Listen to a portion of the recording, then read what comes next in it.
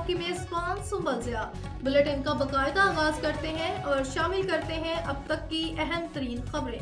खबर शामिल करते हैं शेखोपुरा से ब्यूरो चीफ हनीफ तबस्सुम की रिपोर्ट के मुताबिक वज़ीर आला पंजाब मोहतरमा मरीम नवाज के विजन के मुताबिक डीपीओ शेखोपुरा का एहलियाना शेखोपुरा के लिए अहम पैगाम। तर्जुमान पुलिस धुंध और स्मॉग के बायस तमाम शहरी छोटी बड़ी तमाम गाड़ियों पर रिफ्लेक्टर पेपर्स लगवाएं।